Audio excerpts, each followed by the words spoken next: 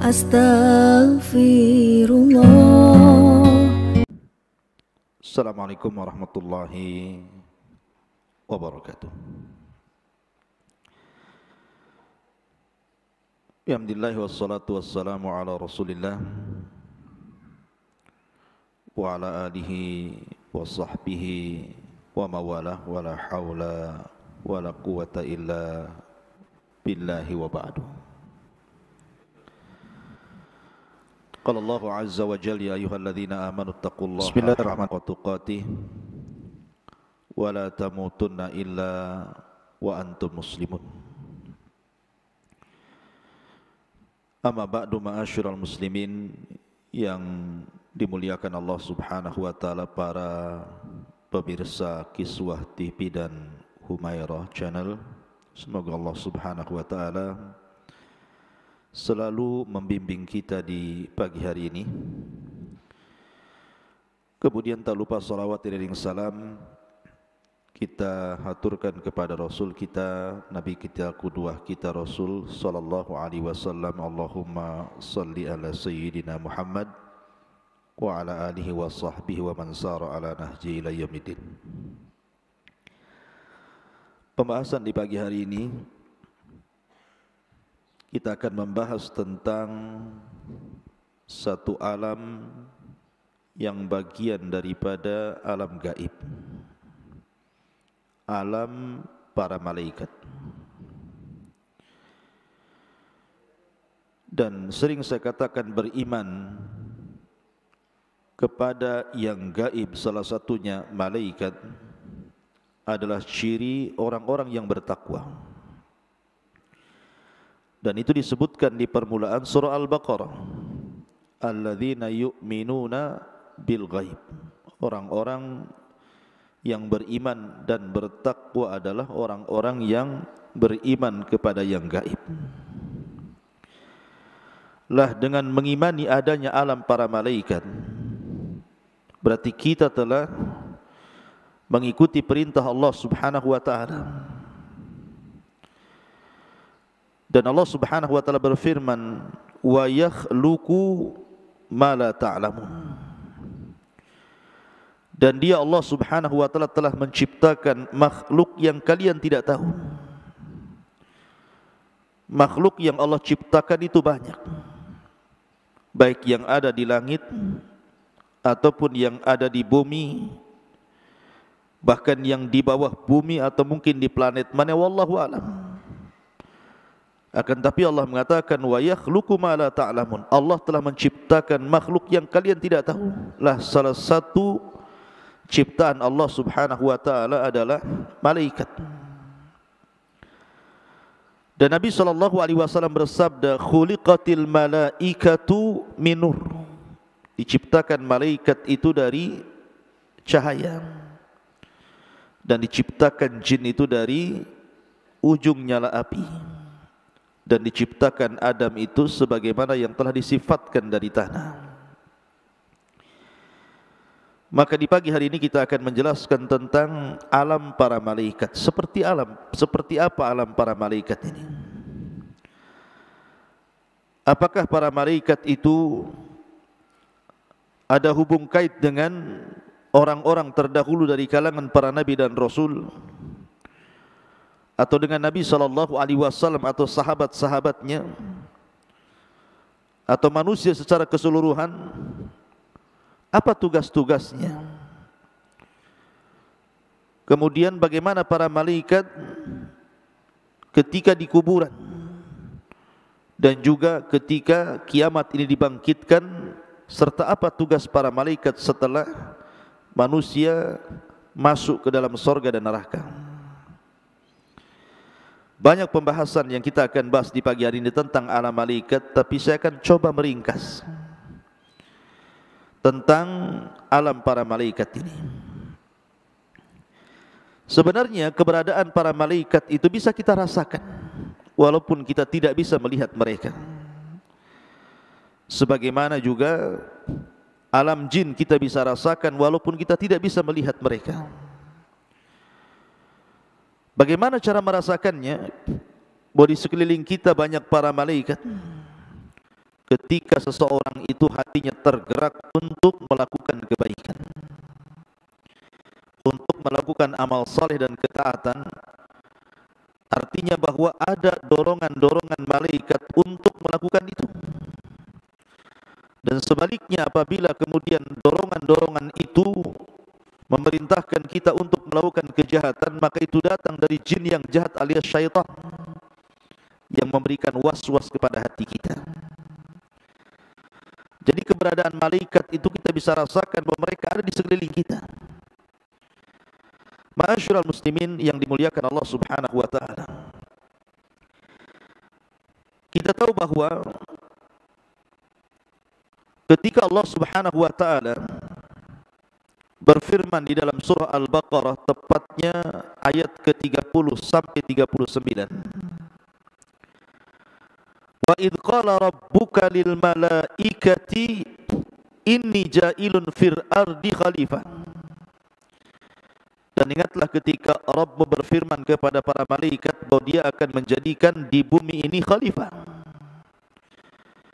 Maka para malaikat mengatakan di hadapan Allah, ataj'alu fiha man yufsidu fiha wa yasfikud dima wa nahnu nusabbihu bihamdika wa nuqaddisu lak. Ya Rabb, apakah engkau akan menjadikan di permukaan bumi ini makhluk yang akan merusak, menumpahkan darah, sementara kami para malaikat terus bertasbih dengan memujamu dan membersihkan namamu. Dari kisah ini bahwa malaikat adalah makhluk yang pertama kali diciptakan dari makhluk-makhluk yang berakal. Kemudian setelah itu jin. Lah jin ini Allah Subhanahu wa taala tempatkan di bumi sebelum manusia.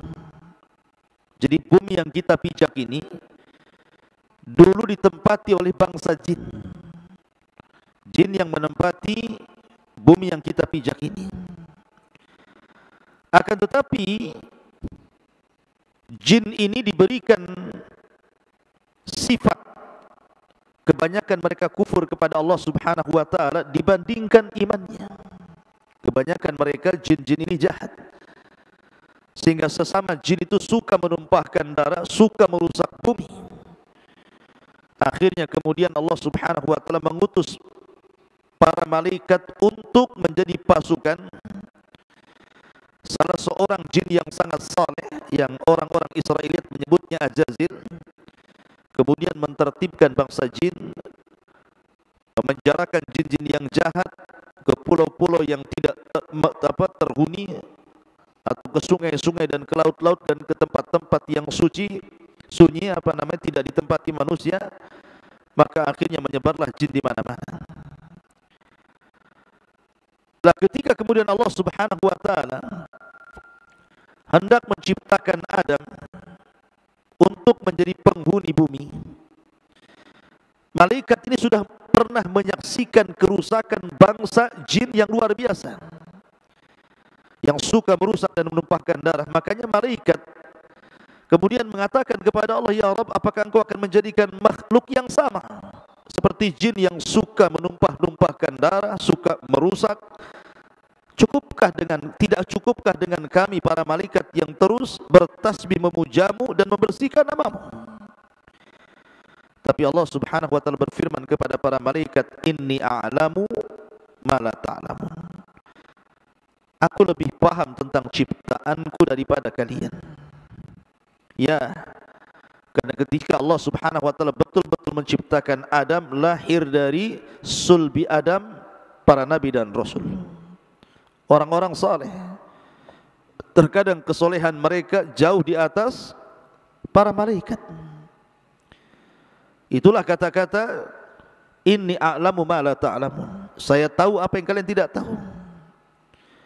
Terlebih setelah Allah Subhanahu wa taala mengajarkan Adam al-asma'a kulliha. Al-asma'a kullaha, semua nama-nama. Artinya Allah berikan pengetahuan kepada Adam, disebabkan itulah Adam kemudian lebih mulia dibandingkan para malaikat karena ilmu yang mengangkatnya. Baru tahu bahwa Allah Subhanahu wa taala menciptakan makhluk yang jauh lebih mulia dibandingkan para malaikat, manusia. Tetapi manusia juga bisa jauh terhina, justru melebihi binatang ternak. Ulaika kal an'am bal hum adall. Ma'asyiral muslimin yang dimuliakan Allah Azza wa Jalla, ketika benar-benar Allah Subhanahu wa taala menciptakan Adam, kemudian memerintahkan malaikat untuk sujud kepada Adam, di mana Allah Subhanahu wa taala berfirman, wa idz qulna lil malaikati isjudu li Adam fasajadu illa iblis. Dan ingatlah ketika kami berkata kepada para malaikat, sujudlah kalian kepada Adam, maka seluruh malaikat sujud kecuali iblis. Ya, karena iblis itu bagian daripada jin, bukan bagian daripada para malaikat. Lah sejak sujudnya para malaikat, dan itu sujud penghormatan bukan sujud ibadah atas perintah Allah, dari kisah inilah dimulai hubung kait antara para malaikat dengan bangsa manusia.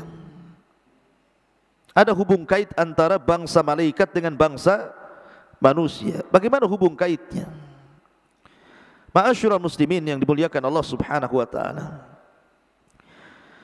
ketika betul-betul Allah Subhanahu wa taala menciptakan Adam alaihi salatu wasallam, kemudian para malaikat sujud kepada Adam, maka setelah ruh Adam itu sempurna dimasukkan ke dalam jasad Adam, maka Allah Subhanahu wa taala berfirman kepada Adam, ya Adam, idhab ila haula'in nafar minal malaika. Ya Adam, pergilah kamu temui para malaikat itu. Fangdur madza yaqulun, kau perhatikan apa yang dikatakan mereka. Maka Adam pun kemudian datang kepada para malaikat, fasallama alaihim, Adam pun mengucapkan salam, assalamualaikum. Maka malaikat menjawab, wa alaikassalam wa rahmatullah.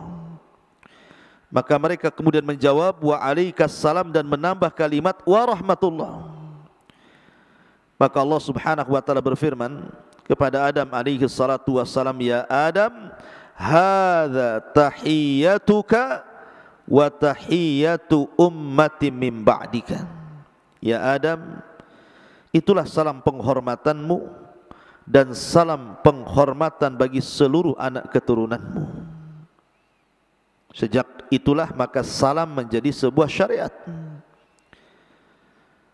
Dan di sini sudah mulai ada hubung kait antara Adam kemudian para malaikat. Bahkan ketika Adam alaihi salatu wasallam mendekati ajalnya, Nabi Adam ini berkata kepada anak-anaknya, ya bunai, inni ashtahi min thimaril jannah. Saya rindu untuk memakan buah sorga. Karena bagaimanapun Adam pernah di sorga dan pernah merasakan makanan sorga dan buah-buahannya. Makanya ketika Adam alaihi salatu wasallam hendak mendekati ajalnya, dia mengatakan kepada anak-anaknya, inni uhibbu min thimaril jannah. Inni ashtahi, saya ingin memakan dari buah-buahan dari sorga, tolong carikan. Fadhahabu yatlubuna lahu, maka mereka pun kemudian mencari buah yang dimaksud oleh bapak mereka Adam alaihi salatu wassalam. Tentu mereka akan mencari ke barat, ke timur, ke selatan, ke utara, tidak akan dapat buah sorga itu. Karena buah sorga itu ada di sorga, bukan di bumi. Tetapi anak-anaknya terus mencari, sebagaimana wasiat Adam alaihi salatu wassalam. Di tengah jalan berjumpa dengan para malaikat, berjumpa dengan malaikat yang membawa kain kafan dan juga hanut, membawa minyak wangi. Kemudian mereka mengatakan kepada anak-anak Adam yang sedang mencari buah-buahan itu, irji'u faqad qadha abakum, irji'u faqad qadha abukum, kembalilah kalian, sesungguhnya ayahmu sudah meninggal dunia. Sesungguhnya Adam sudah meninggal dunia. Maka dari situ kemudian malaikat pun berusaha untuk memfardu kifayahkan Adam alaihi salatu wassalam. Akhirnya malaikat memandikan Adam, mengkafani Adam, mensolatkan Adam, sampai-sampai dijelaskan dalam riwayat Ibnu Asakir, di mana Ibnu Abbas radhiyallahu anhuma berkata, Nabi SAW bersabda, kabbaratil malaikatu ala Adam arba'an, wa kabbara Abu Bakrin ala Fatimata arba'an, wa kabbara Umaru ala Abu Bakrin arba'an, ala Abi Bakrin arba'an, wa kabbara Suhaibu ala Umari arba'an. Ketika malaikat menyolati Adam, maka malaikat bertakbir 4 kali. Ketika Abu Bakar menyolatkan Fatimah, maka dia bertakbir 4 kali. Ketika Umar menyolatkan Abu Bakar, maka dia bertakbir 4 kali. Dan ketika Suhaib menyolatkan Umar, dia bertakbir 4 kali takbir. Jadi malaikat, mulai dari memandikan Adam, malaikat, mengkafani Adam, malaikat, menyolatkan Adam, malaikat, dan juga menguburkan Adam alaihi salatu wassalam adalah para malaikat. Malaikat ingin mencontohkan kepada anak-anak Adam, beginilah caranya kalau di antara kalian ada yang meninggal dunia. Dimandikan, dikafankan, disolatkan, dikuburkan. Dan di sini menunjukkan ada hubung kait antara para malaikat dengan Adam, dan bukan hanya dengan Adam saja, bahkan dengan anak keturunannya. Ma'asyiral muslimin yang dimuliakan Allah Azza wa Jalla, seperti apa hubung kait para malaikat dengan anak keturunannya? Tentu para nabi dan rasul dan umat-umat yang lainnya sebelum Nabi SAW diutus menjadi nabi dan rasul. Pertama, di zaman Nabi Ibrahim alaihi salatu wassalam, Allah Subhanahu wa taala mengutus 3 malaikat. Pertama malaikat Jibril, yang kedua Mikail, yang ketiga Malakul Maut, menjelma pemuda yang sangat-sangat tampan. Kemudian bertamu kepada Ibrahim alaihi salatu wassalam, dan kisah ini disebutkan dalam surah Az-Zariyat ayat 24 sampai 28. Allah mengatakan, hal ataka hadithu dhaifi Ibrahim, sudahkah datang kepadamu ya Muhammad cerita tentang tamu-tamu yang datang kepada Ibrahim? Al-Mukarramin, Al-Mukramin, maksudnya tamu-tamu itu adalah tamu-tamu yang sangat mulia, ya, karena mereka adalah tamu-tamu menjelma malaikat menjadi manusia. Iddakhalu alaihi faqalu salama. Ketika tamu-tamu itu datang kepada Ibrahim dan mengatakan assalamualaikum, qala, maka Ibrahim menjawab salamun qaumun munkarun. Maka Ibrahim pun menjawab salam. Faragha ila ahlihi faja'a bi ijlin samin, maka Ibrahim pun langsung menyuruh istrinya untuk memasak ijl. Ijl itu artinya unta yang disembelih, yang sangat gemuk, untuk menghormati tamunya, karena Ibrahim itu orang yang pertama kali memuliakan tamu. Faqarrabahu ilaihi, kemudian setelah masak makanannya, kemudian dihadapkan kepada tamu-tamunya. Tamu itu nyentuh pun tidak, ya, karena malaikat tidak makan, tidak minum, dan Ibrahim tidak tahu kalau itu malaikat. Maka Ibrahim mengatakan, ala ta'kulun, kenapa kalian tidak memakan? Mereka diam, bahkan memandang Ibrahim alaihi salatu wassalam. Dari sini Allah mengatakan, fa'aujasa minhum khifah, Ibrahim mengalami ketakutan, jangan-jangan tamu ini orang jahat. Karena disuruh makan tak mau, disuruh minum tak mau, tetapi memandang wajahnya. Makanya kemudian tiba-tiba karena melihat Ibrahim ketakutan, 3 malaikat yang menjelma manusia ini mengatakan, la takhaf, jangan takut wahai Ibrahim, wa basyarahu bi gulamin alim, karena kami datang kepadamu ya Ibrahim hanya untuk menghabar gembirakan bahwa engkau akan memiliki putra, maksudnya Ishak alaihi salatu wassalam dan cucunya Yakub. Dari sini menunjukkan bahwa ada hubung kait antara malaikat dengan Ibrahim, turunan Adam alaihi salatu wassalam. Kemudian juga kisah Nabi Lut alaihi salatu wassalam. Ketika Allah Subhanahu wa taala menjelaskan bagaimana malaikat yang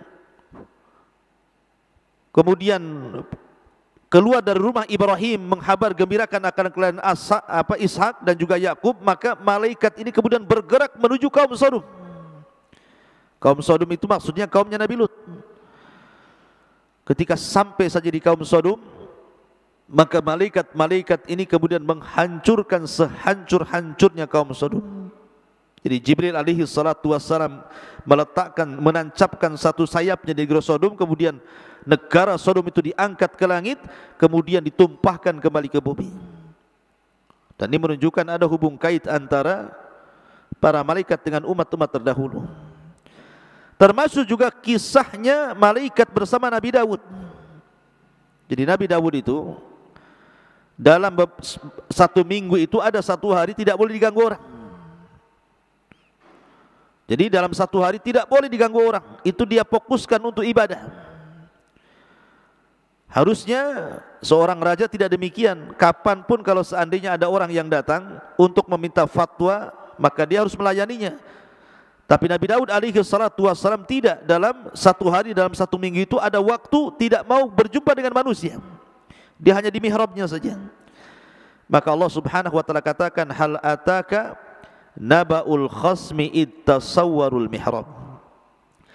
Dan apakah telah datang kepadamu ya Muhammad tentang berita-berita orang yang berselisih ketika mereka memanjat pagarnya mihrabnya Daud. Jadi Daud lagi sholat, tiba-tiba habis sholat kemudian ada orang masuk ke mihrabnya, padahal dinding itu tidak mungkin dipanjat manusia. Ya, karena yang datang bukan manusia, malaikat. Hendak memberikan pelajaran kepada Daud. Iddakhalu ala Daud fafazi'a minhum. Ketika mereka masuk menemui Daud, lalu terkejutlah Daud karena kedatangan mereka. Qalu, maka mereka mengatakan, la takhaf khasmani bagha ba'duna ala ba'din fahkum bainana bil haqqi wa la tushtid wahdina ila sawa'is sirat. Jangan takut wahai Daud, kami berdua ini sedang berselisih. Sebagian dari kami berbuat zalim kepada yang lainnya, maka berilah keputusan antara kami secara adil dan janganlah menyimpang dari kebenaran serta tunjukkan kami ke jalan yang lurus. Sebenarnya malaikat ini yang masuk ke mihrab itu menjelma manusia ingin memberi pelajaran kepada Daud. Harusnya dia tidak boleh mengurung diri seperti ini. Temui manusia. Karena persoalan manusia itu tidak bisa ditentukan waktu. Terkadang pamannya ada masalah-masalah tertentu yang orang itu minta dibereskan masalahnya. Kan tidak mungkin ditentukan waktu, orang bermasalah itu kapan saja. Seolah-olah Nabi Daud diingatkan bahwa kalau memang ada orang yang berselisih, tangani walaupun di waktu yang harusnya Anda beribadah. Tapi di sini menunjukkan ada hubung kait antara malaikat dengan Nabi Allah Daud. Kemudian contoh yang lain. Ketika Maryam alaihissalam keluar dari mihrabnya hendak buang hajat, kemudian tiba-tiba dihadang malaikat. Dan ini disebutkan dalam surah Maryam ayat 16 sampai 19. Wadhkur fil kitabi Maryam idzin tabadat min ahliha makanan syarqiyyan fattaqadat min dunihim hijaban fa arsalna ilaiha ruhana fatamatsala laha basharan sawiyan. Jadi ketika Maryam keluar, tiba-tiba dihadang laki-laki tampan. Maryam ketakutan, disangka laki-laki itu hendak mengganggunya. Kemudian Maryam mengatakan, inni a'udzu birrahman, inni a'udzu birrahmani minka in kunta taqiyya. Aku berlindung kepada Allah, jangan ganggu aku kalau engkau orang yang bertakwa. Disuruh pergi orang yang menghadang itu. Tetapi orang ini mengatakan, innama ana rasulu rabbika li ahabalaki gulaman zakiyya. Maryam, saya ini utusan Allah. Saya datang hanya memberi kabar kepadamu bahwa engkau akan melahirkan seorang anak yang suci, Isa ibn Maryam. Menunjukkan ada hubung kait malaikat dengan Maryam. Ma'asyiral muslimin yang dimuliakan Allah Azza wa Jalla. Artinya dari kisah-kisah hubung kait malaikat dengan Adam tadi sudah saya ceritakan, kemudian hubung kait malaikat dengan Ibrahim, kemudian hubung kait malaikat dengan Daud, termasuk juga dengan Maryam, termasuk dengan Zakaria. Ketika Nabi Allah Zakaria berdoa terus ingin punya anak, punya keturunan, tetapi belum diijabah oleh Allah Azza wa Jal. Tapi ketika melihat Maryam kecil yang beribadah terus dalam mihrabnya, tiba-tiba ada makanan dari Allah Azza wa Jal, makanan yang aneh, yang tidak ada musimnya dia ada. Maka Daud kemudian meniru Maryam, dia tidak keluar dari mihrabnya, kemudian meminta kepada Allah untuk diberikan keturunan. Dari sini Allah mengatakan, fanadathul malaikatu wa huwa qaimun fil mihrab. Kemudian tiba-tiba malaikat datang menemui Zakaria, kemudian menghabar gembirakan akan kelahiran Yahya. Dari sini ada hubung kait malaikat dengan umat-umat terdahulu, baik kepada para nabi ataupun umat-umat yang kufur dengan diturunkan azab kepada mereka. Seperti kaum Tsamud, diutus Jibril kemudian dihancurkan dengan sekali teriakan. Seperti kaum Lut, juga diangkat negerinya kemudian ditumpahkan kembali ke bumi sehingga jadi laut mati. Dan banyak sekali kisah-kisah hubung kait para malaikat dengan umat-umat terdahulu. Lalu apa hubung kait para malaikat dengan Nabi SAW? Kita tahu bahwa malaikat itu ada yang bertugas seperti Jibril menurunkan wahyu. Dialah yang membawa risalah kepada Nabi SAW, bukan hanya membawa risalah, tetapi tawdihur risalah, menjelaskan risalah. Bukan hanya menjelaskan risalah, tapi murajaatur risalah, murajaah, tadarrus Al-Quran bersama Rasul setiap Ramadan. Jadi luar biasa. Sampai-sampai disebutkan dalam hadis Umar bin Khattab radhiyallahu an, bainama nahnu julusun inda Rasulillah sallallahu alaihi wasallam, ketika kami duduk-duduk bersama Rasul, zata yaumin, suatu hari, ittala alaina rajulun syadidu bayadi thiyab syadidu sawadi sya'ri la yura alaihi atharus safar wa la ya'rifuhu minna ahad. Tiba-tiba datang laki-laki sangat bersih pakaiannya, putih bersih, enggak ada kotoran, enggak ada debu yang nempel sedikit pun, sangat hitam rambutnya, kemudian tidak ada bekas safar, dan kami tidak kenal dia. Subhanallah. Maksudnya begini, kalau memang dia orang jauh, berarti dia baru datang dari safar. Kalau datang dari safar, di Arab itu kan padang pasir penuh dengan debu, pasti ada bekas safarnya, minimal ada debu nempel di kepala ataupun pakaiannya. Karena laki-laki disifatkan tidak pakai imamah, tidak pakai serban, karena dijelaskan hitam rambutnya menunjukkan nggak pakai imamah. Dan kalau seandainya pakai imamah menemui Rasul dan dia orang asing, disangkanya akan berbuat jahat, makanya kemudian tidak pakai imamah. Artinya kalau orang jauh, kenapa tidak lusuh? Kok kayaknya seger-seger, kayak baru keluar dari rumah, dengan pakaian yang sangat bersih, dengan rambut yang sangat licin. Tapi kalau memang dia orang dekat, kenapa tidak ada yang kenal? Karena kebiasaan para sahabat itu kalau ada orang yang baru datang, mereka akan mengenalkan, nih si fulan namanya Anu dari Bani Anu, dan beliau sudah masuk Islam begini. Ini siapa yang mengenalkan orang itu? Nggak ada yang kenal. Wala ya'rifuhu minna ahad. Anehnya lagi, kemudian thumman talaq, kemudian dia pergi menemui Rasul, fa asnada rukbataihi ila rukbataihi wa wada'a kaffaihi ala fakhidaihi. Tiba-tiba lututnya disatukan dengan lutut Nabi, kedua tangannya letakkan di paha Rasul, kemudian bertanya dengan pertanyaan yang sangat berbobot sekali yang belum pernah sahabat mendengarnya. Bertanya soal Islam, bertanya soal iman, bertanya soal ihsan, bertanya soal kapan kiamat, bertanya soal tanda-tanda kiamat, sampai Rasul menjawab satu persatu, kecuali ketika Rasul ditanya soal kiamat, Rasul tidak tahu dan mengatakan mal mas'ulu anha bi'a'lama minas sa'il. Orang yang ditanya tidak lebih tahu dibandingkan orang yang bertanya. Dari sini para sahabat heran, berarti yang di depan Rasul bukan orang biasa. Maka di ujung hadis Rasul mengatakan, fa innahu Jibril atakum yu'allimukum amra dinikum. Itu Jibril mengajarkan agama kepada kalian. Jadi di sini ada hubung kait Jibril dengan Rasulullah. Artinya ada hubung kait para malaikat dengan Nabi SAW.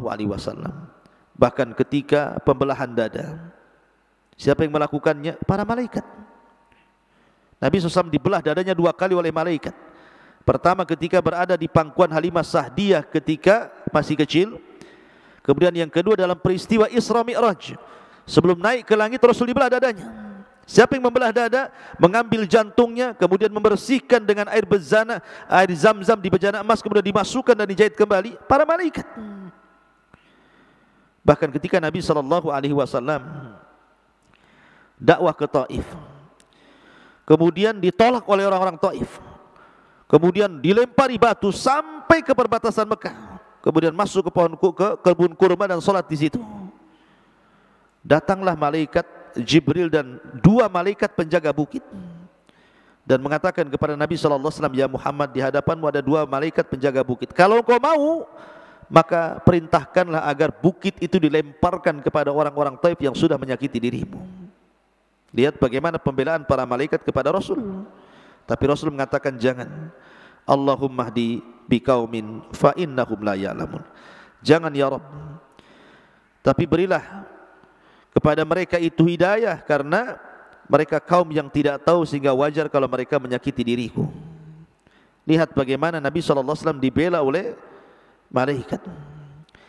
Ma'asyiral muslimin yang dimuliakan Allah Azza wa Jalla, bahkan dalam perang Badar, perang perdana kaum muslimin, para malaikat datang membantu peperangan itu bukan hanya 100-200 malaikat, 1000-2000 malaikat, 5000 malaikat turun. Sampai kepada Jibril alaihi salatu wasalam ikut turun membawa kudanya yang bernama Haizum, Kaidum Haizum. Dan Allah menangkan dalam perang Badar. Ma'asyiral muslimin yang dimuliakan Allah Subhanahu wa taala. Jadi ada hubung kait antara para malaikat dengan para nabi di sini, termasuk dengan Nabi sallallahu alaihi wasallam, dan banyak membantu Nabi sallallahu alaihi wasallam. Termasuk juga ikhwatul fillah, bukan hanya dengan para nabi, dengan manusia-manusia biasa, baik umat sekarang atau umat dulu, ada kisahnya. Contoh umpamanya, ketika bercerita tentang seorang laki-laki yang membunuh 99 nyawa, kemudian dia ingin bertobat, akhirnya kemudian datang hidayah, dia pun menemui seorang ahli ibadah tapi jahil, berfatwa tanpa ilmu dengan mengatakan kau tidak ada kesempatan tobat karena dosamu sudah membumbung ke langit. Maka dia marah, dibunuhlah si rahib itu, genap menjadi 100 nyawa. Kemudian dia pun mencari orang, berjumpalah dengan orang alim dan memberikan fatwa yang benar, dan mengatakan kalau engkau ingin tobat dari dosamu, pergilah ke sebuah kampung, di situ banyak orang soleh, jangan keluar sampai betul-betul kau diterima tobat di situ. Berjalanlah orang ini, tiba-tiba di tengah jalan Allah takdirkan dia meninggal. Datang malaikat, pertama malaikat azab, yang kedua malaikat rahmat. Kemudian kata malaikat azab, ini ruh punya saya, dia pantas masuk neraka karena sudah membunuh 100 jiwa. Kata malaikat rahmat, ini ruh punya saya karena dalam hatinya sudah hendak bertobat. Maka Allah mengutus malaikat yang ketiga yang disebut malaikat hakim, kemudian mengatakan kisu baina ardaini, ukurlah di antara 2 bumi itu. Kalau memang perjalanan kematiannya mendekati kampung yang dituju, maka dia masuk surga. Tapi kalau seandainya lebih dekat kepada orang yang dimintai fatwa, maka dia masuk neraka. Maka diukur tuh, rupanya Allah lipat bumi sehingga antara kematiannya dengan kampung yang hendak bertobat jauh lebih dekat dibandingkan jarak ketika dia bertanya kepada sang alim. Makanya kemudian kata malaikat hakim, yang berhak mendapatkan ruh orang ini engkau wahai malaikat rahmat. Akhirnya dia masuk surga. Ada hubung kait di sini. Kemudian juga kisah tentang bagaimana malaikat itu menguji 3 orang yang berpenyakit kemudian diberikan kekayaan. Yang satu diberikan penyakit kepalanya sehingga botak, bukan hanya botak, dipenuhi penyakit sehingga manusia tidak mau mendekatinya. Kemudian yang kedua, orang yang diuji oleh penyakit kulit sehingga kulitnya rusak sehingga manusia jijik mendekatinya. Kemudian yang ketiga, orang yang buta. Dan ini kisah umat dulu. Datang malaikat. Malaikat ini menjelma manusia, menawarkan kepada orang yang Allah uji ini, pertama kepada orang yang botak, yang tidak pernah tumbuh rambut dan diisi dengan penyakit di kepalanya. Dan dia mengatakan, kira-kira nih kalau Allah berikan nikmat kepadamu, apa yang kau kehendaki? Maka orang botak yang berpenyakit ini mengatakan, tidak, aku tidak ingin apapun kecuali Allah sembuhkan penyakitku. sehingga kepalaku ditumbuhi rambut yang indah. Akhirnya kemudian malaikatnya mengatakan, lalu apa lagi setelah itu? Dia mengatakan tidak, itu saja. Akhirnya betul-betul orang ini berdoa kepada Allah, malaikatnya berdoa kepada Allah, akhirnya betul-betul Allah tumbuhkan rambutnya dan dia diberikan unta 2 pasang, 1 betina, 1 laki-laki. Kemudian dirawatnya. Kemudian orang yang kedua juga sama, meminta untuk kesembuhan kulitnya, dan setelah sembuh diberikan 2 binatang, sapi bunting dan sapi betina dan sapi laki-laki. Kemudian dirawatnya. Kemudian orang buta juga sama. Ketika dia meminta sesuatu, dia hanya ingin melihat kekuasaan Allah. Kemudian setelah disembuhkan diberikan 2 ekor kambing, yang 1 jantan, yang 1 betina. Dengan berjalannya waktu, akhirnya yang punya penyakit kepala ini sembuh dari penyakitnya, kepalanya menjadi kepala yang paling indah, kan dipenuhi dengan rambut yang indah. Kemudian untanya berkembang sampai dia punya unta 1 lembah. Kemudian orang kedua juga sama, dipenuhi dengan kekayaan sapi, punya sapi 1 lembah dan memiliki kulit yang indah. Kemudian orang ketiga juga sama, setelah dia tidak buta, akhirnya kambingnya dirawat sampai penuh lembah itu dengan kambing dia. Dari sini Allah menguji mereka dengan diutusnya malaikat. Datang lagi malaikat pertama, menjelma seperti orang itu masing-masing sebelum mereka disembuhkan dan diberikan nikmat. Jadi malaikat ini pertama datang kepada orang yang dulunya botak, yang sekarang sudah sembuh, punya rambut yang sangat indah dan diberikan kekayaan berupa unta 1 lembah. Malaikat ini menjelma dengan kepalanya botak, penuh dengan penyakit, dan orang memandang pun jijik. Kemudian datang menemui orang botak pertama ini, kemudian meminta sedekah, tetapi kemudian ditolaknya. Ditolaknya orang ini, padahal dia tidak tahu kalau yang datang ini malaikat. Maksudnya dengan bentuk seperti itu harusnya diingatkan dulu sebelum dia disembuhkan dan diberikan kekayaan. Kalau orang pernah miskin, datang orang miskin, kan dia mengatakan, ya saya juga pernah miskin, kasihan juga, saya tahu miskin itu susah. Tentu dia akan bersedekah, kan begitu. Tapi dia sombong, lupa dengan kesembuhan, nikmat kesembuhannya, dan lupa dengan kekayaannya, dia pun mengusir orang itu, padahal malaikat yang diusir. Maka malaikat ini kemudian berdoa kepada Allah agar dikembalikan kondisinya. Ingat, sekejap saja dikembalikan. Akhirnya kekayaannya habis, rambutnya dihilangkan, penyakit kepalanya kemudian ditumbuhkan lagi, akhirnya menjadi orang susah dan manusia menjauh darinya. Auzubillah. Kemudian kasus orang kedua juga sama. Datang malaikat dalam bentuk seperti dia ketika belum disembuhkan kulitnya dan belum kaya raya.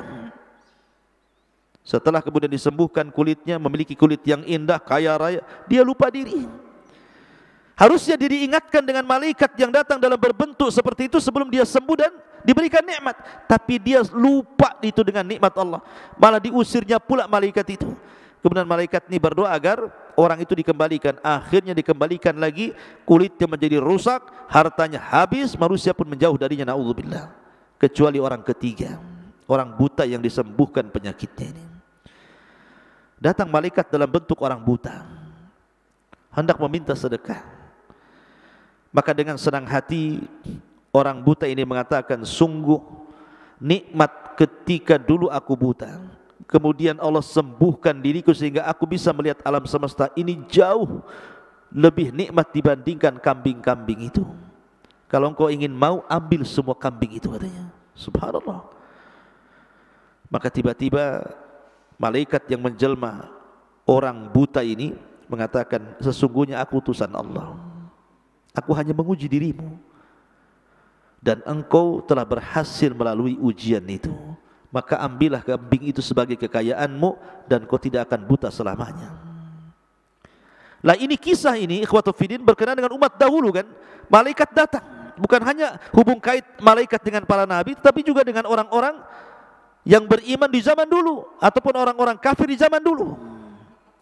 Lah begitu juga di zaman Nabi SAW, bukan hanya hubung kait dengan Nabi saja, bahkan dengan para sahabat juga para malaikat ada hubung kait dengan para sahabat. Seperti ketika Hasan ibn Thabit menghadapi para penyair Arab-Arab Arab Quraisy gitu ya, orang-orang kafir Quraisy. Sementara yang dihadapkan kepada Hasan ibn Thabit ini para penyair kondang gitu ya, yang susah untuk dikalahkan si syairnya. Tapi Nabi SAW mengatakan kepada Hasan ibn Thabit, "Oh zum ya Thabit, fa inna ma'akal malaika." Lawan wahai Thabit dengan syairmu, karena engkau akan dibantu dengan malaikat. Artinya bahwa Thabit ketika melantunkan syair dibantu malaikat. Ma'asyiral muslimin yang dimuliakan Allah Azza wa Jalla. Kemudian juga ada kisah Talha bin Ubaidillah. Jadi Talha bin Ubaidillah ini dalam perang Badar, dia terluka di mana tangan-tangannya, ujung jarinya itu patah karena tertebas pedang. Yang namanya badan apabila disakiti tentu akan berteriak. His, mungkin bahasa kitanya ya, aduh, gitu mungkin bahasa kitanya. Kalau kita umpamanya ada lilin, ada api, kemudian telunjuk kita ditaruh di api kan pasti kita akan kepanasan, aduh begitu ya. Lah, dalam bahasa Arab itu disebut his. Ketika Talha terkena pedang, dia berteriak kesakitan mengatakan his. Kata Nabi SAW, ya Talha, kalau kau ganti kalimat itu dengan bismillah, tentu engkau akan melihat malaikat di mana-mana akan datang menaungimu. Lihat, kata Nabi SAW seperti itu. Kalau seandainya engkau membaca basmalah, maka malaikat akan datang menaungi dirimu.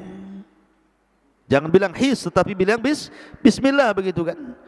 Artinya para malaikat ada hubung kait dengan Talha. Usaid ibn Hudhair ketika dia baca Quran di tengah malam, tiba-tiba kudanya bergerak-gerak. Karena khawatir kudanya itu kemudian menyakiti putranya Yahya, akhirnya dia berhenti membaca Quran. Maka keesokan harinya dilaporkan kepada Nabi SAW. Maka Rasul mengatakan, di malam itu para malaikat datang dan mereka mendengarkan suara indah wahai Usaid ibn Hudhair. Ya, malaikat datang menemui para sahabat Nabi SAW dan ikut memenangkan dalam banyak peperangan bersama para sahabat Nabi SAW. Bahkan Khadijah radhiyallahu anha pernah dititipi salam oleh Jibril. Bayangkan, kita aja dapat salam dari presiden aja udah bangga. Ini yang ngasih salam malaikat Jibril. Dapat salam dari malaikat Jibril kan luar biasa. Kemudian menghabarkan kondisi sorga yang nyaman kelak di sorga. Bahkan Aisyah radhiyallahu anha pernah melihat malaikat Jibril dalam bentuk dihyatul kalbi, sedang ngobrol bersama Nabi SAW. Kemudian Aisyah radhiyallahu anha mengatakan, ya Rasul, inni ra'aituka ma'a Dihya, aku melihat engkau bersama dia, lagi ngapain mungkin bahasa kitanya. Maka Rasul mengatakan, aku berbincang-bincang bukan dengan Dihya, itu Jibril wahai Aisyah, membentuk-bentuk dihyatul kalbi. Karena Jibril itu kalau datang tidak mungkin membentuk manusia yang menyeramkan, tetapi membentuk manusia yang paling tampan sehingga orang asik bersama Nabi SAW. Dan banyak lagi kisah-kisah mauqif malaikat dengan Nabi SAW dan juga dengan para sahabat Nabi SAW, termasuk juga dengan kaum muslimin. Malaikat itu juga ada hubung kait bersama kaum muslimin. Kenapa demikian? Karena ada malaikat-malaikat itu ikhwatu fiddin yang dimuliakan Allah Subhanahu wa taala, yang Allah Subhanahu wa taala utus untuk menjaga manusia, terutama orang-orang yang beriman. Allah Subhanahu wa taala berfirman di dalam Al-Qur'anul Karim, wa inna 'alaikum lahafidin, dan sesungguhnya Allah kirim kepada kalian para hafadhah, penjaga-penjaga dari kalangan malaikat. Coba Anda bayangkan kalau kita tidak dijaga malaikat, Anda tidur sembarangan. Kita tahu binatang-binatang kecil di rumah itu banyak, ada kecoa, ada semut, ada macam-macam binatang di rumah itu. Pertanyaannya, lalu ketika kita tidur, kok tidak ada kecoa masuk telinga, semut masuk telinga, atau minimalnya masuk baju? Enggak ada, padahal kadang-kadang semut di luar rumah banyak. Lalu siapa yang menjaga semut-semut itu, binatang-binatang itu tidak masuk ke baju kita, tidak masuk ke telinga, tidak masuk ke lubang hidung? Yang menjaga kita itu Allah lewat para malaikatnya. Wa inna lakum lahafidhun. Allah kirim kepada kalian para malaikat-malaikat penjaga. Terkadang ketika kita jalan di jalan raya, harusnya nabrak jadi tidak nabrak, harusnya ditabrak akhirnya tidak tertabrak. Siapa yang jaga? Malaikat hafadhah. Ya.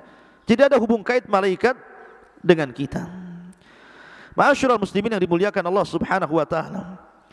Termasuk juga hubung kait malaikat dengan kita kaum muslimin, di mana ketika seseorang itu bermajlis ilmu seperti ini, Nabi SAW bersabda, "Majtama'a qaumun fi baiti min buyutillah yatluna kitaballah wa yatadarasunahu bainahum illa nazalat alaihimus sakinah wa ghasyiyatuhumur rahmah wa haffathumul malaikah wa dzakarallahu fiman indah." Jadi tidaklah seseorang itu berkumpul di rumah-rumah, dari rumah-rumah Allah, masjid, dibacakan Quran, dibacakan hadis Rasul, kecuali malaikat datang membawa ketenangan, datang membawa rahmat, datang membawa barakah. Dan kemudian Allah Subhanahu wa taala akan menyebut-nyebut kita ini di hadapan Allah, di hadapan makhluknya di langit sana. Dan ini sebuah keutamaan bagi para talabatul ilmi. Ma'asyiral muslimin yang dimuliakan Allah Subhanahu wa taala. Termasuk juga para malaikat itu juga datang menemui kaum muslimin apabila orang sebelum tidur kemudian membaca doa tidur, dia berwudu, kemudian dia membaca doa tidur, kemudian dia tidur.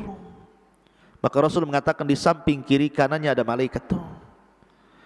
Dan malaikat yang sebelah kanan, kalau badan orang yang tidur itu kemudian menggulingkan badannya ke kanan, maka malaikat sebelah kanan akan mengatakan, Allahumma gfirlahu, ya Allah ampuni dosa orang ini. Apabila dia guling ke sebelah kiri, malaikat sebelah kiri mengatakan, Allahumma gfirlahu, ya Allah ampuni orang ini. Dan akan terus malaikat mengucapkan seperti itu setiap dia bergerak ke kanan ke kiri sampai dia bangun. Lihat bagaimana malaikat luar biasa, ya. Sampai tidur saja kita dijaga malaikat. Makanya siapa yang membaca surah Kursi sebelum tidur, maka tidak akan ada satupun syaitan atau sihir yang bisa mendekati kita. Lah siapa yang menjaga kita dari setan dan sihir? Itu malaikat. Ya. Jadi ada hubung kait para malaikat dengan kita, sampai tidur pun kita dijaga oleh para malaikat. Termasuk juga ikhwatu fiddin muliakan Allah Azza wa Jalla, malaikat itu bersolawat kepada kita. Huwallazi yusalli alaikum wa malaikatahu. Dialah yang telah bersalawat kepada kalian dan para malaikatnya. Tentu salawat malaikat kepada kita memintakan ampun akan dosa-dosa kita kepada Allah Subhanahu wa taala. Bahkan apabila kita sedang salat, kemudian imam membaca ghairil maghdubi alaihim waladhdallin, maka malaikat akan mengucapkan amin. Dan itu setiap salat. Apabila imam membaca ghairil maghdubi alaihim waladhdallin, maka malaikat akan ikut mengaminkan kita. Oleh karena itulah maka jangan doa sembarang. Jangan suka mendoakan dengan doa sembarangan, serampangan.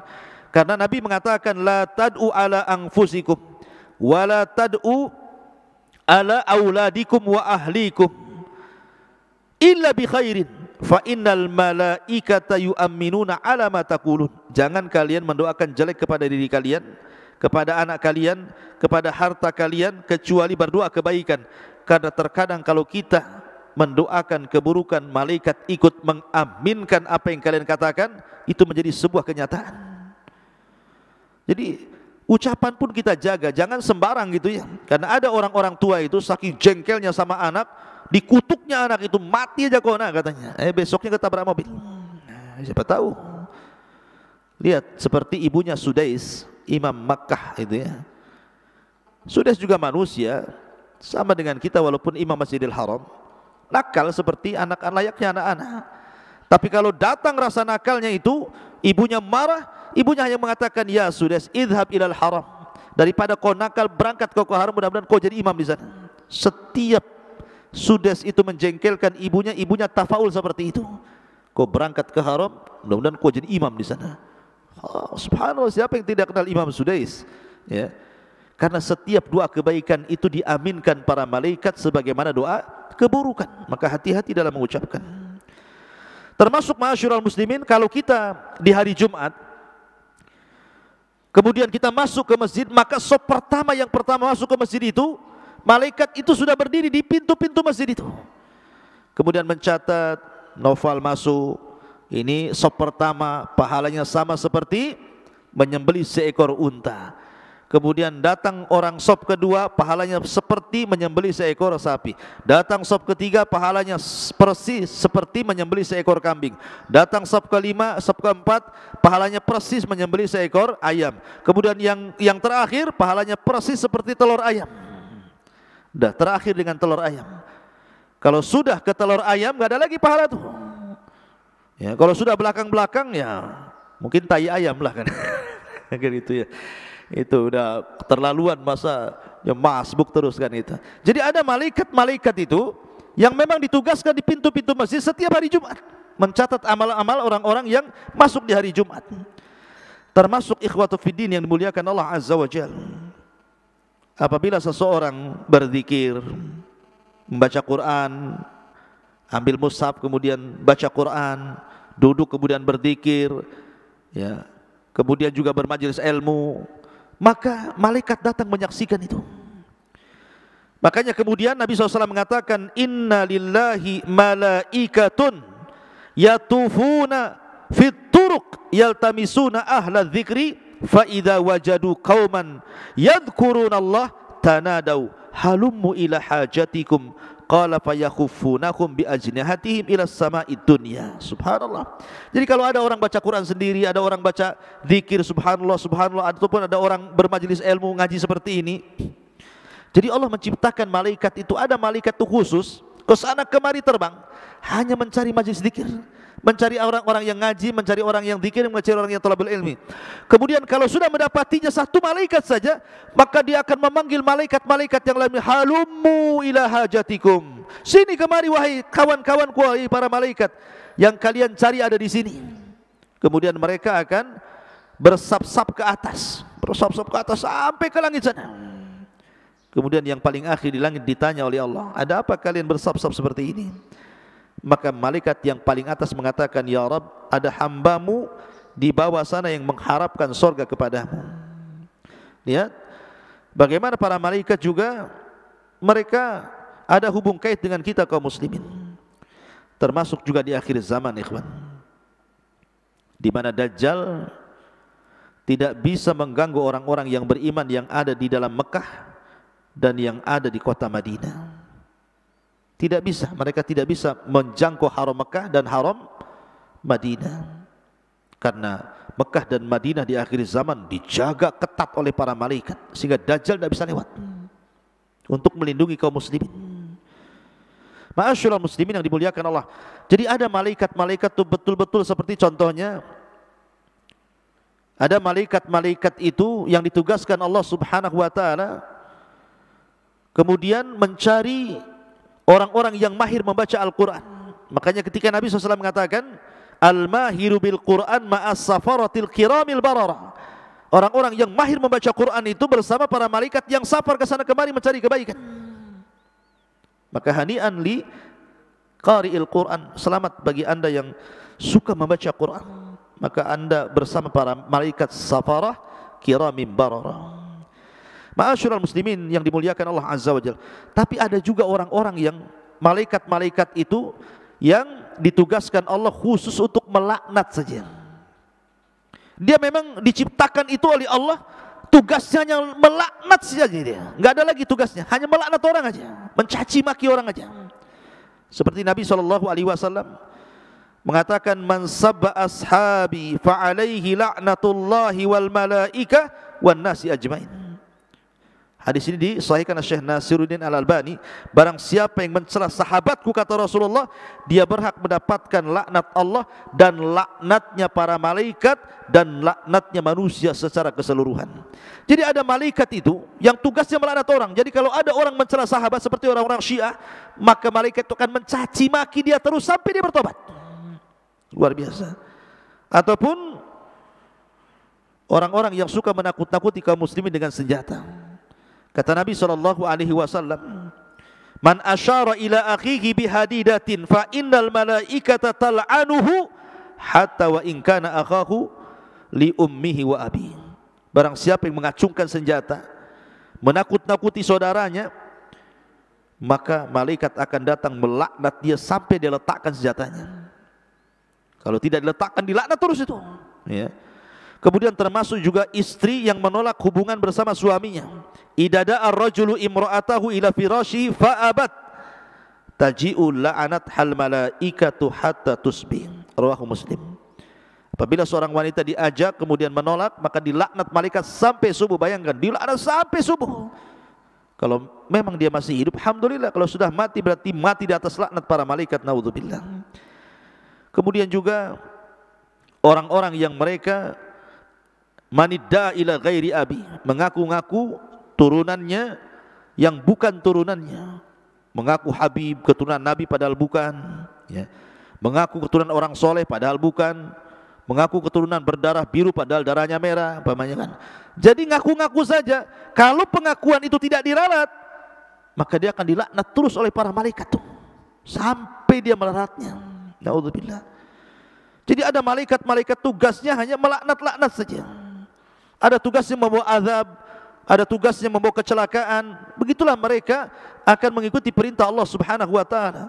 Termasuk juga menurunkan azab, adanya tsunami, adanya gempa, adanya puting beliung, ada macam-macam. Itu malaikat yang buat atas perintah Allah Azza wa Jalla. Karena malaikat tidak mungkin menolak perintah Allah, wa yaf'aluna ma yu'marun. Dan jumlah malaikat itu banyak. Banyak sekali. Wala ya'lamu junuda rabbika illahu. Tidak ada yang tahu jumlahnya tentara Allah kecuali Allah sendiri. Bayangkan ketika peristiwa Isra Mi'raj, Nabi SAW dihantar Jibril sampai ke Baitul Ma'mur. Baitul Ma'mur itu Ka'bahnya malaikat, dan itu sejajar dengan Ka'bahnya manusia yang ada di Mekah.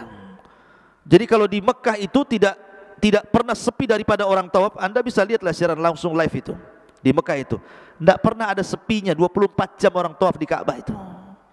Lah, malaikat juga tawaf di atas, ada Ka'bahnya malaikat disebut Baitul Ma'mur. Tetapi jumlah mereka jauh lebih banyak dibandingkan orang yang tawaf di Ka'bah. Kata Nabi SAW, aku melihat malaikat yang masuk ke Baitul Ma'mur dan tawaf di situ jumlahnya sab'una alfa malak, 70.000 malaikat setiap harinya. Apabila mereka masuk dengan jumlah yang 70.000, keluar enggak pernah kembali. Kemudian datang malaikat baru dengan jumlah yang sama 70.000 dalam satu hari itu. Kemudian keluar lagi enggak pernah kembali. Datang lagi malaikat yang baru dengan jumlah yang sama. Jadi setiap harinya 70.000, 70.000, 70.000. Bayangkan, usia dunia berapa ribu tahun, ya kalikan saja 70.000. Jumlah malaikat sebanyak itu. Itu baru yang tawaf di Baitul Ma'mur. Belum yang di langit. Rasul mengatakan tidaklah 4 jari kecuali ada malaikat di situ, yang satu ruku sampai kiamat, yang satu sujud sampai kiamat, yang satu berdiri bertasbih sampai kiamat. Lihat, bahkan malaikat yang turun di malam Lailatul Qadar ke bumi saja jumlahnya jauh lebih banyak dibandingkan kerikil yang ada di bumi. Siapa yang bisa menghitung malaikat? Kerikil untuk ngecor satu truk aja nggak bisa ngitung berapa jumlahnya. Gimana pula satu dunia, kerikil satu dunia, dan jumlah malaikat yang turun lebih banyak dibandingkan itu. Makanya jumlah malaikat jauh lebih banyak dibandingkan manusia dan jin. Mereka jauh lebih banyak jumlahnya dibandingkan kita manusia dan kita jin. Makanya ada istilah, kalau seluruh manusia dan jinnya kufur, tidak mengurangi kekuasaan Allah sedikit pun. Seandainya seluruh jin dan manusia beriman pun tidak menambah kekuasaan Allah. Karena Allah sudah punya makhluk yang setiap hari beribadah, malaikat. Ya. Ma'asyiral muslimin yang dimuliakan Allah Azza wa Jalla. Adapun bentuk para malaikat, kita malaikat itu kan makhluk yang bersayap, lahu ajniha. Ada yang memiliki 2 sayap, ada yang 3 sayap, ada 4 sayap, dan yang paling banyak adalah sayapnya Jibril, 600 sayap. Dan itu disifatkan Rasul, di mana satu sayap itu terbentang sadal ufuk. Sadal ufuk itu mulai terbit matahari sampai tenggelam itu panjangnya itu, sampai menutupi langit. Jadi kalau mendongak ke atas ke sebelah kiri, tengok sayap, kanan sayap, depan sayap, belakang sayap. Jadi pandangan kita itu akan melihat ke sayap karena memenuhi ufuk bumi. Jadi langit itu ditutup dengan sayap Jibril. Itu baru satu sayap tuh. Bahkan Nabi SAW ketika menjelaskan tentang bagaimana besarnya malaikat yang memikul arsy Allah Subhanahu wa taala, Nabi SAW bersabda dalam hadis Nabi SAW, in adzinali an uhadditsa an malakin min malaikatillah min hamalatil arsy. Aku diizinkan Rasul, kata Rasul, aku diizinkan Allah untuk mensifati kepada kalian bagaimana bentuk malaikat yang memikul arsy Allah itu. Karena arsy itu makhluk yang paling besar dari makhluk-makhluk Allah dan yang pertama diciptakan Allah Azza wa Jalla. Lihat bagaimana kata Rasul, ma baina sahmati udhuni ila atikihi masirata sab'umi'ati sana. Antara daun telinga sampai ke bahu, artinya panjang lehernya itu.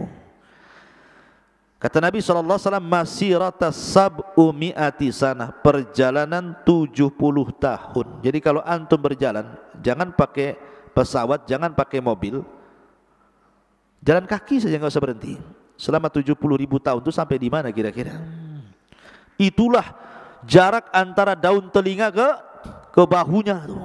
Kalau lehernya saja sepanjang itu, gimana bentuknya? Rasul hanya mensifati satu sisi. Bahkan dijelaskan dalam hadis sahih, di mana pundaknya, bahunya memikul arsy, kemudian badannya menembus langit sampai kakinya masuk ke dalam bumi. Tingginya malaikat pemikul arsy itu. Ya. Ma'asyiral muslimin yang dimuliakan Allah Azza wa Jalla. Bahkan kalau kita sering mendengar petir, kita kan sering mendengar petir gitu ya. Apalagi di Batam ini kan sering ada petir. Lah, petir ini suara apa sebenarnya? Dalam hadis Nabi SAW, dalam hadis Abdullah bin Abbas radhiyallahu anhu maqala, ar-ra'du malakun minal malaikah muwakkal bis sahab. Jadi suara petir itu ditimbulkan dari malaikat yang ditugaskan untuk menjaga awan. Jadi ada malaikat-malaikat itu menjaga awan, karena awan inilah yang membawa hujan. Ya, air dari bawah ditarik ke atas, ditumpahkan lagi ke bumi. Kan biasanya di balik awan itu ada petir. Biyadihi saut. Di tangannya ada pecut api, ya kan? Di tangannya biyadihi au fiyadihi mihraq min yajzur bihi sahab. Was-sautul ladzi yusma' minhu jazaruhu sahab idza jazarahu hatta yantahi ila haitsu amara. Jadi malaikat itu mempunyai pecut api. Kemudian kalau dia menyuruh awan untuk pergi ke arah sana, dipecutnya. Akhirnya terdengar suara kilat, kemudian geledek, dar-dor, kemudian ada kilat kan. Itu ditimbulkan karena pecutnya malaikat yang Allah Subhanahu wa taala tugaskan untuk membawa awan ke sana kemari sesuai perintah Allah. Makanya kadang-kadang orang-orang yang imannya kurang mendengar suara geledek petir itu ketakutan tuh. Bukannya berdoa ketika turun hujan, maka ketakutan dengan petir itu. Ma'asyiral muslimin yang dimuliakan Allah Subhanahu wa taala, akhirnya artinya bahwa bentuk malaikat itu besar, memiliki sayap, ya kan? Terkadang memegang senjata juga, pecut begitu ya. Seperti penjaga awan, termasuk juga besar tubuhnya mereka. Bahkan ada satu malaikat itu yang tidak bisa dikalahkan. Satu malaikat bisa mengalahkan semua malaikat yang lain, semua jin dan semua manusia. Malaikat apa? Malaikat maut. Dia yang mencabut ruhnya semua malaikat di akhir zaman. Ketika tiupan sangkakala pertama, semua malaikat mati yang ada di langit. Wa nufikha fis sur, dan ketika trompet ditiupkan Israfil, fasa'iqa man fis samawati wal ard, semua makhluk yang ada di langit para malaikat mati. Semua makhluk yang ada di bumi, binatangnya, manusianya, jinnya mati. Siapa yang mencabut nyawanya? Malakul maut. Satu malaikat bisa mengalahkan semuanya tuh. Saking kuatnya kekuatan. Ma'asyiral muslimin yang dimuliakan Allah Azza wa Jalla. Artinya bahwa di sekeliling kita ini banyak para malaikat, dan mereka tentara-tentara Allah Subhanahu wa taala. Tentara yang Allah Subhanahu wa taala utus kepada kita. Bahkan Allah Subhanahu wa taala ketika menugaskan para malaikat itu, ada yang bertugas di malam hari, ada yang bertugas di siang hari kan. Kata Nabi SAW, ya ta'aqabuna fikumul malaikatu malaikatul laili wa malaikatun nahar. Jadi ada malaikat-malaikat yang ditugaskan ke bumi itu, ada yang tugasnya malam, ada yang tugasnya siang, mencatat kebaikan orang itu. Dan itu pertemuannya di dua solat. Pertama solat subuh, yang kedua solat asar. Disitulah pertemuan dua malaikat. Makanya asar dan subuh itu memiliki dua pahala, dicatat malaikat siang dan malaikat malam. Begitu juga solat subuh dicatat malaikat malam dan malaikat siang, karena mereka bertugas dan berjumpanya di dua solat ini. Ma'asyiral muslimin, dan dalam bentuk perhatian, di mana malaikat itu setahun sekali mereka turun mendoakan kita, memberikan rahmat kepada kita, adalah di malam Lailatul Qadar. Tanazzalul malaikatu warruh, malaikat akan turun, jumlah mereka jauh lebih banyak dibandingkan kerikil bumi. Bahkan Jibril pun ikut turun menebar kebaikan, menebar berkah. Makanya malam itu disebut salamun hiya hatta matla'il fajr, malam keselamatan. Setan tidak ada satupun yang digerakkan, rantainya pun tidak bisa bergerak. Memang setan kan diborgol, tetapi masih bisa bergerak. Tapi di malam Lailatul Qadar enggak bisa bergerak. Iblisnya pun tidak bisa bergerak. Salamun, kan itu malam keselamatan sampai waktu fajar. Dan itu berkah tersendiri bagi umat Islam. Dan banyak lagi ikhwatu fillah kisah-kisah tentang para malaikat ini, karena waktu juga sementara pembahasannya panjang. Tadinya saya mau buka tanya jawab, cuman karena juga sudah agak siang ya, insyaallah kita akan berjumpa di lain kesempatan. Kita tutup dengan kafaratul majlis. Subhanakallah bihamdika asyhadu an la ilaha illa anta astaghfiruka wa atubu ilaik. Allahu ta'ala. Assalamualaikum warahmatullahi wabarakatuh.